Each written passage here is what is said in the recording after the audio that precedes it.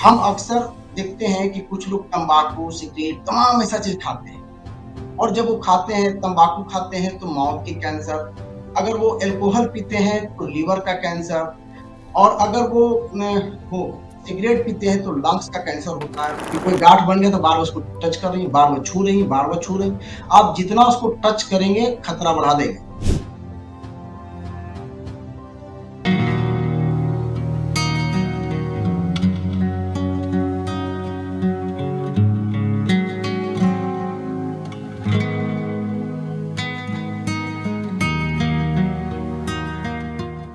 नमस्कार, D5 channel Hindi देख रहे दर्शकों का मैं वंदना स्वागत करती हूँ। आज एक बार फिर हम जुड़े हैं आयुर्वेदाचार्य डॉक्टर पंकज कुमार जी से। डॉक्टर पंकज, आपका बहुत बहुत स्वागत है हमारे इस प्रोग्राम में। जी, नमस्कार आपको भी और D5 चैनल देख रहे हैं सभी व्यूवर को मेरे तरफ से ढेर सारा प्यार, आशीर्वाद क्योंकि लोग बहुत ज़्यादा प्यार दे रहे हैं D5 चैनल को। मैं चाहता हूँ कि इन चैनल को ज़रूर दीजिए क्योंकि वंदना जी बहुत अच्छा कार्य कर रहे हैं सबके लिए और बहुत सारे डॉक्टर को भी लेके आते हैं। जितना इनका शक्ति बन पड़ता है, जागरूकता फैला रहे हैं, तो मैं चाहूँगा कि D5 चैनल से अधिकतर लोग जुड़ें, आपको बहुत ज़्यादा बेनिफिट होगा। Thank you. शुक्रिया। डॉक्टर पंकज, हम कैंसर पर एक सीरीज शुरू करने जा रहे हैं और आज हम बात करेंगे ब्रेस्ट कैंसर पर। तो हम शुरुआत करते हैं। सबसे पहले आप ये बताइए कि ब्रेस्ट कैंसर कैसे होता है, कैसे उसकी पहचान होती है और उसके होने के क्या कारण होते हैं। बहुत अच्छा क्वेश्चन है कि ब्रेस्ट कैंसर क्या है। तो ब्रेस्ट कैंसर से पहले हमें कैंसर को समझना होगा कि कैंसर क्या है ना।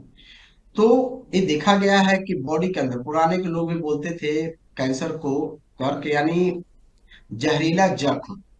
वैसे जख्म जो जहरीला होता था उसमें जहर होती थी, विष होती थी, ये बोलाते हैं।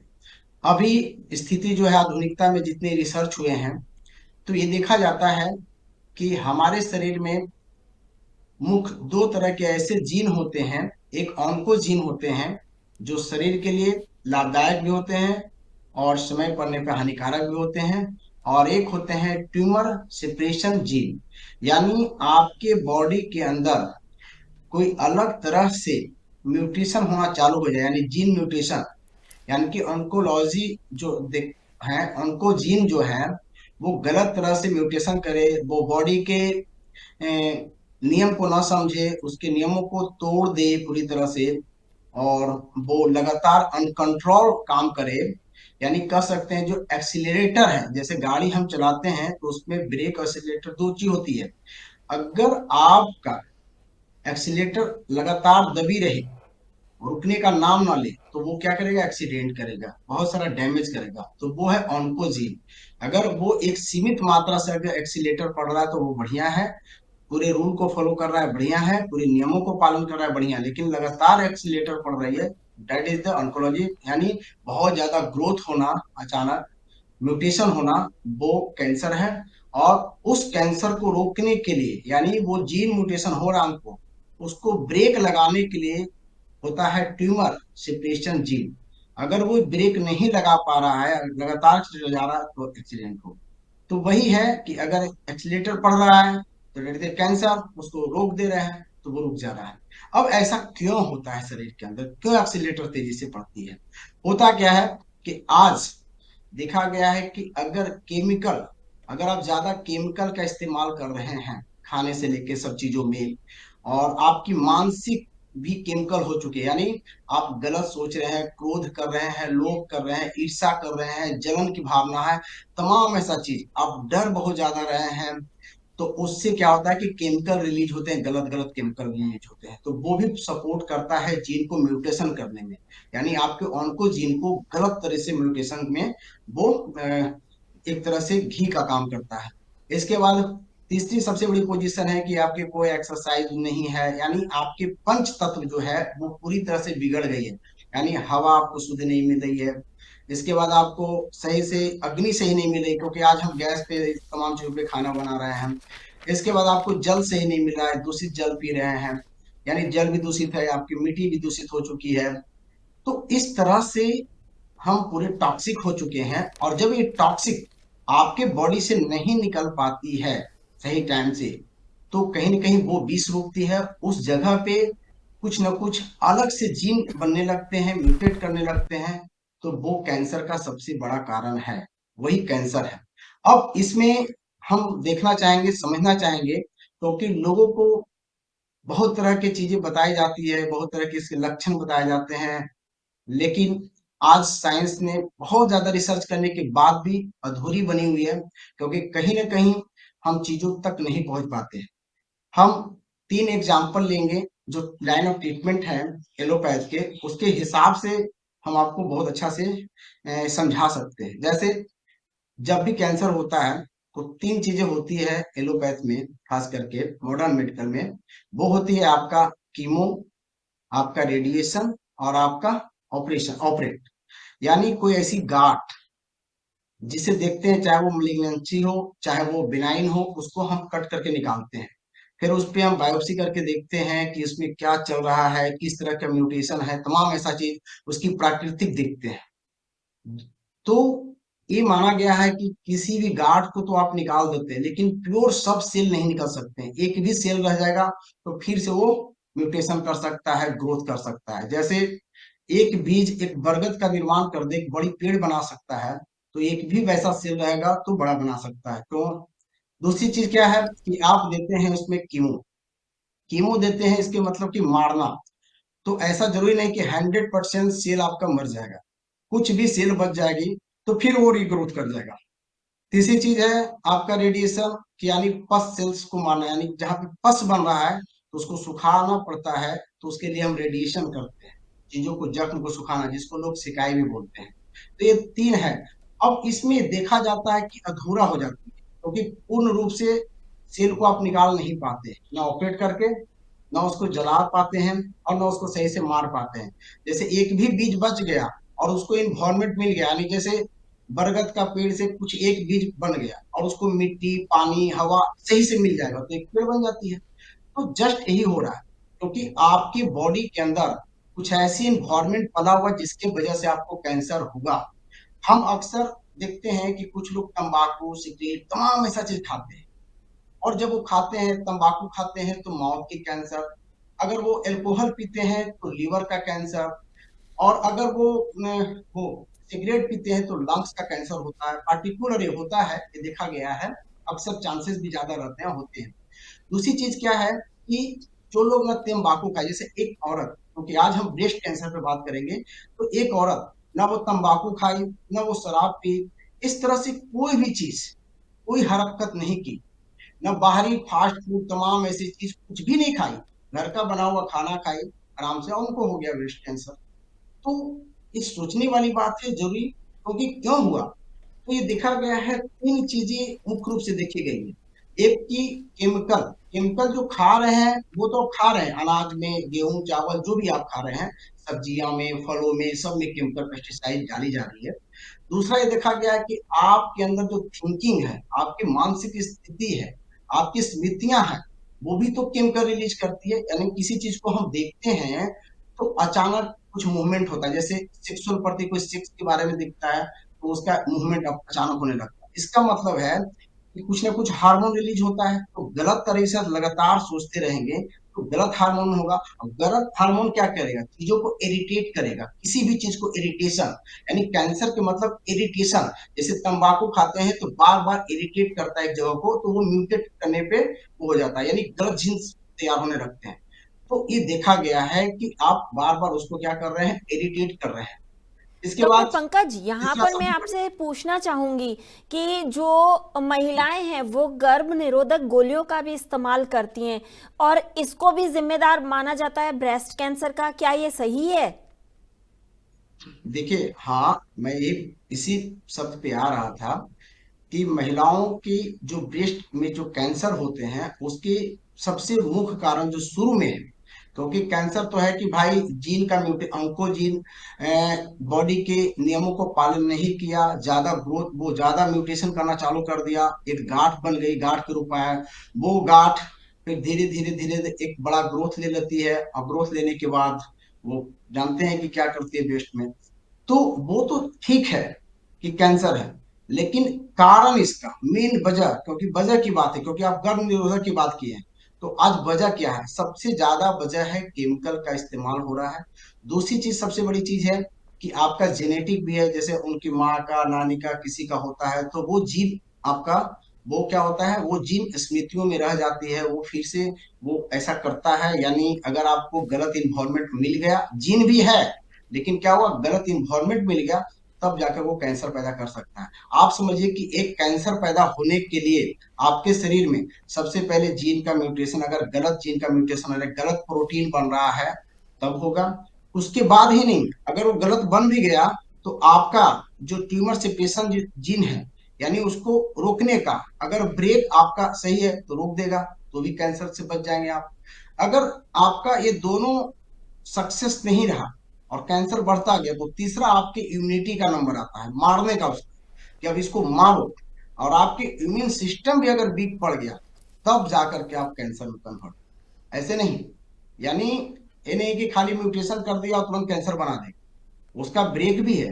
ब्रेक वगैरह सब फेल होने के बाद, यानी आपके शरीर के अंदर आपके इम्यून सिस्टम जो चीजों को संभाल रहा है, सबको कौन क्या कर रहा है, अगर वो भी फेल हो गया, तब जाकर के आप कैंसर में फंसते हैं।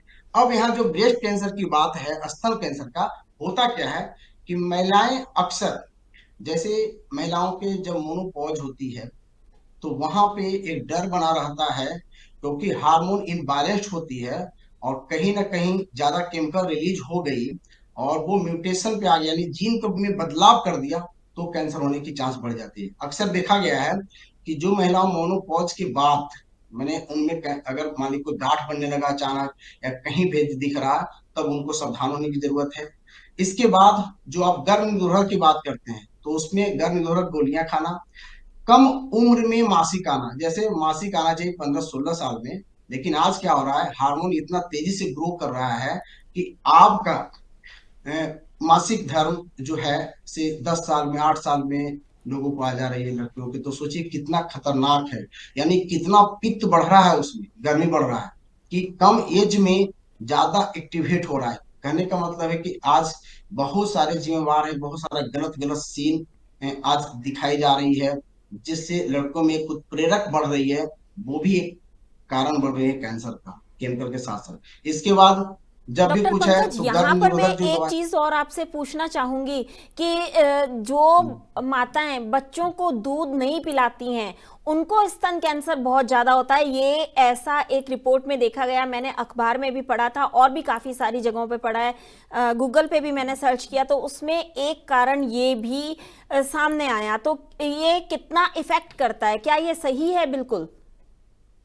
देखिए, अगर कोई महिलाएं हैं बच्चों को दूध नहीं पिलाती, अगर उसको दूध हो रहा है और नहीं पिला रही है, ठीक है, तब वो क्या कर सकती है, गांठ बना सकती है, तब कैंसर होने की चांस हो सकती है। उसमें भी बहुत सारा है, ऐसा नहीं है कि महिलाएं हैं दूध नहीं पिलाई कैंसर हो जाएगा, ऐसा नहीं है। मैं तो बोला कि जीन है, ब्रेक है, तमाम ऐसा, जो उसकी इम्यूनिटी सही है, तो कोई जरूरी नहीं है कि अगर दूध नहीं पिला तो कैंसर हो। हाँ, चांसेस ज्यादा बनती है, क्यों? अगर कोई महिलाएं जिसको दूध हो ही नहीं, बहुत कम दूध, दूध ही रिलीज नहीं हो रहा, तो अगर वो नहीं पिला पाए बच्चा को, तो उनको ऐसा नहीं कि कैंसर हो जाएगा, नंबर वन।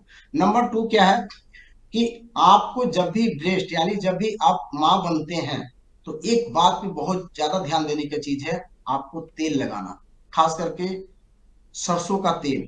वो क्या करती है, ब्रेस्ट को मुलायम करती है, कोई गांठ बनने नहीं देती है। तो सिंपल नॉर्मल सरसों का तेल लेकर के अगर अगर ब्रेस्ट में अक्सर लगाया जाए, खास करके ठंड के दिनों में, तो वो आपको ब्रेस्ट कैंसर से बचाती है।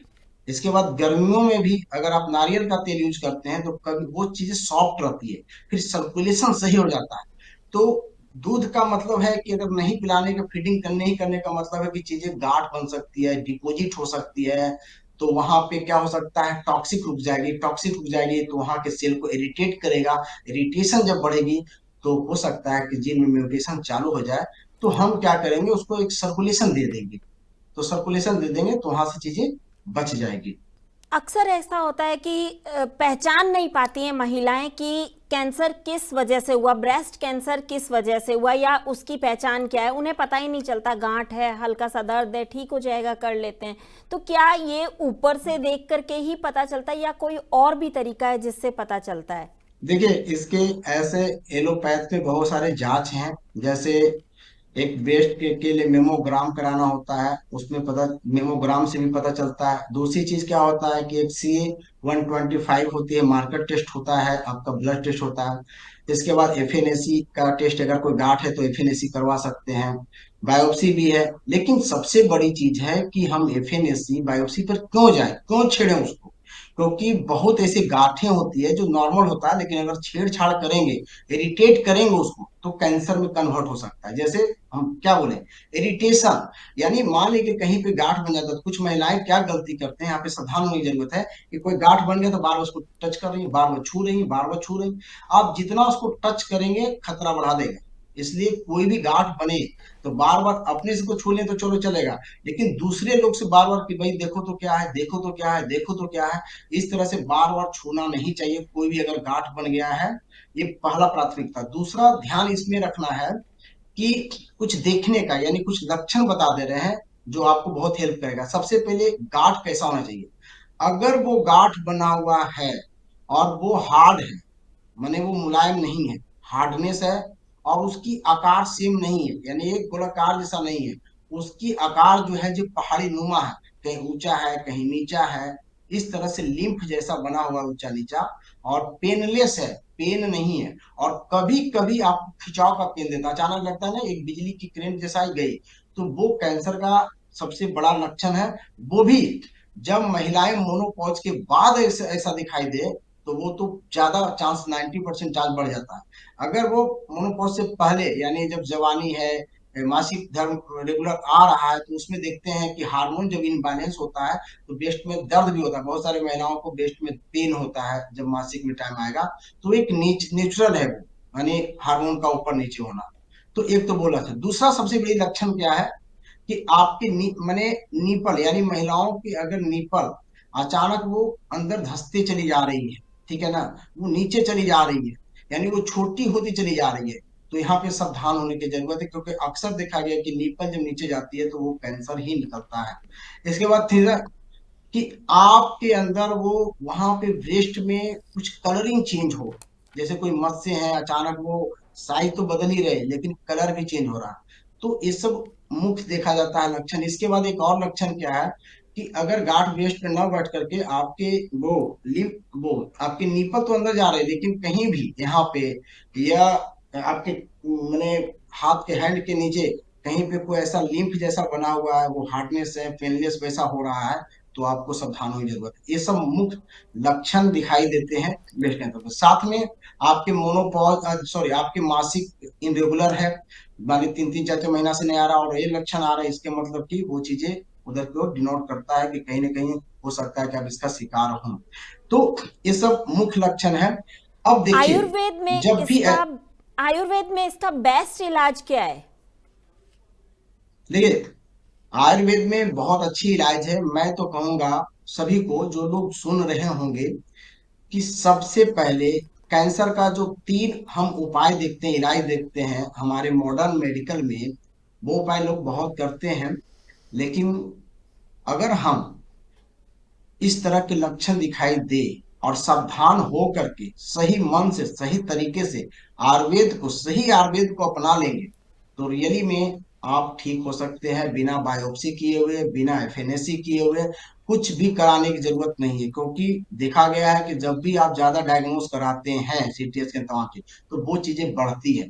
तो उससे अच्छा आयुर्वेद आपका निरापद औषधि है। निरापद का मतलब होता है कि जिसमें दोष नहीं है, अगर सही तरीका से तो दोष नहीं है। एलोपैथ में क्या होती है कि दोष है उसमें, क्योंकि हमें बायोप्सी करना पड़ेगा, जांच करना पड़ेगा, तो उसमें चीजें और बढ़ती चली जा सकती है।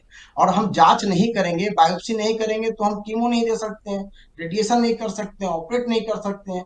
क्योंकि जब हमको पूरा जांच ही नहीं निकाल पाएंगे कहाँ तक फैला है, क्या है, पेट स्कैन वगैरह कुछ नहीं करेंगे, तो हम, कोई भी डॉक्टर आपका इलाज नहीं करेगा। इसका मतलब है कि वो आपको छेड़ करके इलाज कर रहा है, लेकिन आयुर्वेद में छेड़ने की जरूरत नहीं है। आयुर्वेद में सबसे बड़ी क्या है मैं बता रहा हूँ, बहुत अच्छी इलाज है आयुर्वेद में।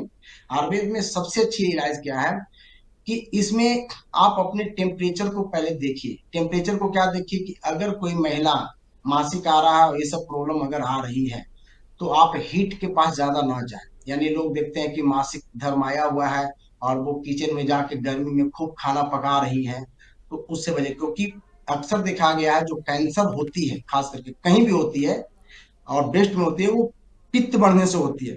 पित्त यानी गर्मी, पित्त बढ़ने और वात बढ़ने से आपको कैंसर होती है, ज्यादा चांस है। वो बढ़ा देती है, उसको ग्रोथ करने में हेल्प करती है क्योंकि एक्सीलेटर देती है ना।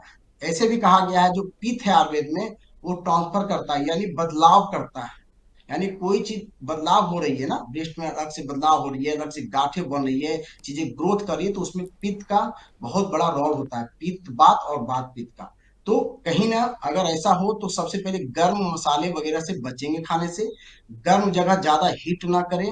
और एक चीज और करना है, आयुर्वेद तो हम बोलते हैं कि बड़ा अच्छा है, निरापद है, लेकिन आजकल हो क्या रहा है कि जानकारी नहीं रहने के अभाव में बहुत सारे वैद्य हकीम क्या करते हैं कि आपको गर्म गर्म दवाइयां देते हैं, भस्म खिला देते हैं दुनिया भर के, तो उससे और ग्रोथ बढ़ने की चांस बढ़ जाती है। इसलिए पहले देखिए कि पेशेंट किस तासीर में आया है, उसकी पीठ कितनी बड़ी है। हम गलती करते हैं अक्सर। आज देखिए एक एग्जांपल आया मेरे पास, एक लड़का है, वो क्या हुआ, पहले गिर गया था, चोट लग गया था, अचानक उसको रिग्रोथ होने लगा, हैंड में कैंसर हो गया। अब उसको पित्त बढ़ा हुआ है, तो करीब करीब डॉक्टर लोग तो कीमो रेडिएशन कीमो तो दिए, रेडिएशन नहीं, कीमो दिए हैं 6-7। उसके बाद कम से कम 8 से 10 वैद्य, कोई वैद्य गर्म गर्म सब दवाइयां खिला रहे हैं। अब कहाँ से होगा, वो ग्रोथ बढ़ता जा रहा है। कुछ वैद्य बोल रहा है कि इसमें काली हारी लगा दो, काली हारी तो खुद गर्म होता है। तो ऐसे इलाज नहीं हो सकता आयुर्वेद में। हम आयुर्वेद बोलते हैं कि निरापद है, लेकिन आयुर्वेद खतरनाक भी हो सकता है जब आप गलत तरीका से उसका यूज करेंगे। जी, तो हम आपने इसलिए बिल्कुल सब ठीक बता रहे हैं, कहा। हम बोल। किसी भी चीज़ को आप अगर गलत तरीके से इस्तेमाल करते हैं तो वो खतरनाक साबित होता है। क्या ऐसा कुछ है कि घर पर रह कर के भी ये सब ठीक हो सकता है, कैंसर ठीक हो सकता है? बिल्कुल बिल्कुल, बिल्कुल बिल्कुल, हम यही बताने जा रहे हैं कि कोई भी महिला को अगर इस तरह का सिम्टम आ जाए, तो सबसे पहले डरना नहीं है, पहले नंबर डरे नहीं। दूसरी चीज क्या करना है, कुछ लिप्स बता रहे हैं, उसका आप काढ़ा बना के चालू कर दे पीना, जरूर आप बचेंगे। लिप्स क्या है, पीपल के पत्ते 3 से 4 लेनी है आपको, सहजन के पत्ते 10 से 15 20 तक ले सकते हैं, कोई दिक्कत नहीं। तुलसी के 6 से 7 पत्ते आपको लेनी है। इसके बाद बरगद के एक पत्ते ले लेंगे, बरगद के, और उसमें 1 से 2 चुटकी हल्दी, ज्यादा नहीं, 1 से 2 चुटकी हल्दी डाल दें। एक छोटा टुकड़ा अदरक, खत्म छोटा टुकड़ा अदरक का, 1 से 2 काली मिर्च, इसको कूट करके बढ़िया से आप उबालिए। कितना पानी में, तो कम से कम आधा लीटर पानी में उबाल के उसको हाफ कर दीजिए, छान के आराम से धीरे धीरे पीजिए। यानी जिनको डर लग रहा है कि कैंसर तमाम चीज, तो एक काम आप कीजिए, इसमें बहुत ज्यादा फायदेमंद होगा।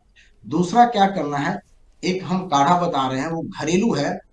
किन्हीं को अगर गर्मी लग रही है और ये सब सिम्टम आ रहा है, रात में पसीना तमाम ऐसा चीज, तो वो क्या करेंगे, वो जीरा, आपके घर में जीरा है, हाफ चम्मच जीरा, हाफ चम्मच सौंफ और 1 चम्मच धनिया, वो ले लेंगे। एक गुलाब का फूल ले सकते हैं, उसमें डाल देना है, एक गुड़हल का फूल भी डाल दीजिए, और 1-2 छोटी इलायची डाल दीजिए, और 2 से 3 4 नीम के पत्ते डाल दीजिए। और इसको डालने के बाद उबाल लीजिए 400 ml पानी में, इसको भी आधा कर लीजिए। और थोड़ा थोड़ा दिन में आप पी लीजिए, शाम के बाद नहीं पीना है इसको, है ना, ये ध्यान रखना है। ये दो चीजें बड़ा महत्वपूर्ण है, और मैं देखा हूँ ब्रेस्ट कैंसर इस समय देता हूँ और बहुत तेजी से रिजल्ट लेके आती है, क्योंकि पित्त को शांत करती है। इसके बाद यहाँ पे और क्या सोचने की बात है, आप अपनी ब्रेस्ट में अगर हो तो हल्के यानी कोई कॉटन के कपड़ा लेकर के उसमें आप लगा सकते हैं नारियल का तेल या घी, दूसरा और कुछ नहीं। नारियल का तेल और घी लगाएं, वो आपके लिए बेटर है। बहुत ज्यादा कर सकते हैं तो एक नॉर्मल कपड़ा पानी में भिगो के उसको निचोड़ करके, जहां पे इंफ्लेमेशन हो रहा है, दर्द बहुत ज्यादा है, तो आप उसको रखिए, जिसमें पानी का मात्रा नहीं हो, केवल एक टॉवल को, कोमल टॉवल होना चाहिए, मखमल की तरह।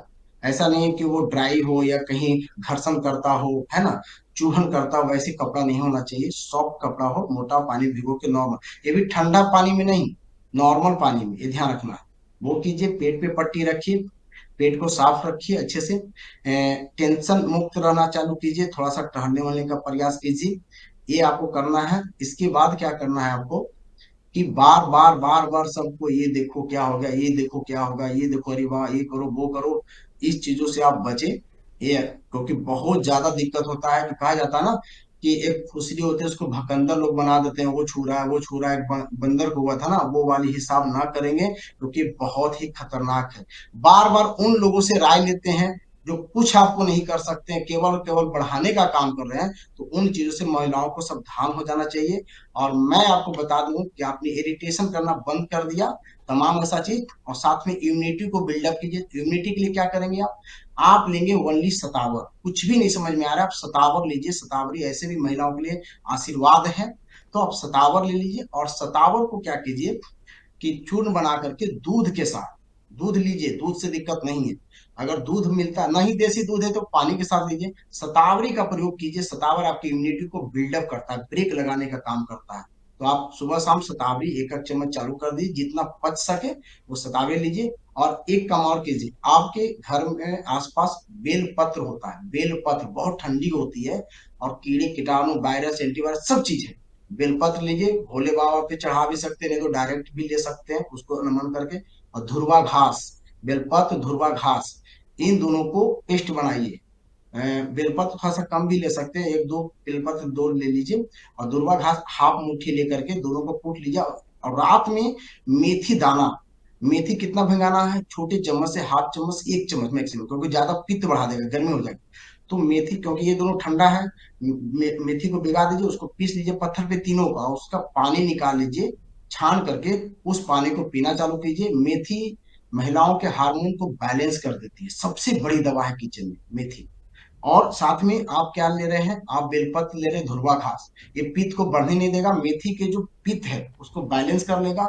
और मैं आपको बता देता हूँ कि कोई महिलाएं ऐसा अगर गांठ उठ हो रहा है, ये करके देख लें, आप एक महीना आप ताजुब हो जाएंगे कि इतनी आसान इलाज, इतनी सस्ती, निरापद, इसका कोई साइड इफेक्ट नहीं हो सकती। बहुत ज्यादा तो थोड़ी बहुत सर्दी पैदा कर सकती है, इससे ज्यादा कुछ नहीं हो सकता है। और मैं आपको बता देता हूँ, जहां पे बड़े से बड़ी दवाइयों के चक्कर में पड़े हैं, उससे बढ़िया इलाज आपका ये है। हाँ, मुलेठी एक देते हैं, वो क्या करती है, वो भी इम्यूनिटी को बढ़ाती है। तो आप चाहे तो थोड़ी सी मुलेठी और शहद चाट सकते हैं, नहीं तो मुलेठी के साथ मिश्री भी थोड़ा बहुत यूज कर सकते हैं। और सावधानी में क्या क्या करना है, सावधानी में केमिकल युक्त जो चीजें हैं, खाद्य पदार्थ, ज्यादा मीठा मीठा फल खाना, इन चीजों से आपको बचना होगा, क्योंकि ज्यादा शुगर वो खाती है कैंसर सेल्स। तो हमें मिठास की ओर नहीं भागना है, ज्यादा खटाई वगैरह नहीं खाना, खट्टे चीजें खानी है, बहुत तेज नमक मिर्च मसाला, इन चीजों से बचिए। एकदम स्वस्थ मन से रखिए, मेडिटेशन कीजिए, सुबह शाम टहलने का प्रयास कीजिए, खुली वातावरण में तारे वगैरह गिनिए, बचपना में जाइए, ये सब सब कीजिए। भूल जाइए कि आप बीमार होने वाले हैं, आपकी इम्यूनिटी मजबूत हो जाएगी, और देखते देखते कैंसर गायब हो सकती है बिना छेड़े हुए। मैं बताया हूँ, सीक्रेट्स है, मैं बहुत लोगों को करता हूँ, one of doctor the best Pankaj है, इफेक्टिव चीज है। डॉक्टर देखिए, पंकज, कैंसर पर बेहतरीन जानकारी देने के लिए आपका बहुत बहुत धन्यवाद। उम्मीद है हमारे थैंक यू थैंक यू। दर्शकों को ये ब्रेस्ट कैंसर की जानकारी पसंद आएगी। आप हमसे जुड़े, आपका बहुत बहुत धन्यवाद। अब ठीक है, और मैं ये जरूर कहूंगा कि मैं लोगों को एजुकेट करता हूँ, मेरा तीन काम है। एजुकेशन लेना, 500 कम से कम एजुकेटर मेरे इंडिया में है सब जगह, और 2 साल से कोई मेडिसिन नहीं खाए हैं, और कहीं एलोपैथ नहीं जाते हैं, सब लोग घर पे ठीक होते हैं, चाहे वो क्रोनिक बीमारी हो चाहे वो एक्यूट हो, यानी दोनों पे काम करती है। और एजुकेशन बहुत अच्छी मिल रही है उन लोगों को। हम जड़ी बूटियों को व्यवस्था भी करवाते हैं, शुद्ध जड़ी बूटियां क्योंकि मिलती नहीं है, और रियल आयुर्वेद, यानी जो भी आप देख रहे हो हाथ में वो आपको ठीक कर सकता है, लेकिन ऐसे नहीं, तासीर जानना बहुत जरूरी है। तो आजकल लोगों को एजुकेशन की जरूरत है। मैं चाहता हूँ बन्ना जी कि आपके माध्यम से कुछ एक क्लास के बारे में एक वीडियो बनाते हैं, लोगों को बहुत हेल्प मिलेगा। हमें तो जो फायदा होगा होगा, लेकिन इससे ज्यादा कहीं लोगों की फायदा हो सकती है, और आप पे लोगों का प्यार भी बढ़ सकता है। और सबसे बड़ी चीज है कि आप एक बहुत बेहतरीन काम कर सकते हैं, क्योंकि ये सब वीडियो आप सोचिए कि कितनी महिलाओं को जान बचा सकते हैं। कितने लोग निसहाय लोग हैं जिनके पास पैसा नहीं है, क्योंकि आज कैंसर के नाम पे 20,000 30,000 40,000 आयुर्वेद के नाम पे भी लिया जा रहा है। तो उससे बचा सकते हैं, बहुत बड़ा काम कर सकती हैं आप। तो मैं सीरीज में आता हूँ, बहुत तरह के कैंसर पे बात करेंगे, लिवर पे, किडनी पे, लोगों को जहां तक हो मेहनत किया जाए और लोगों को बचाया जाए। ये भी हमारे एक कर्तव्य है, भगवान ने ऐसा मैं बनाया तभी तो कर रहा हूँ। इसलिए बहुत खुशी है, आपसे बात करने में हमको अच्छा भी लगता है। और फिर क्या करना है, सब चीज अच्छे से हो रही क्या। अगले एपिसोड में आपसे फिर मुलाकात होगी, तब तक के लिए नमस्कार।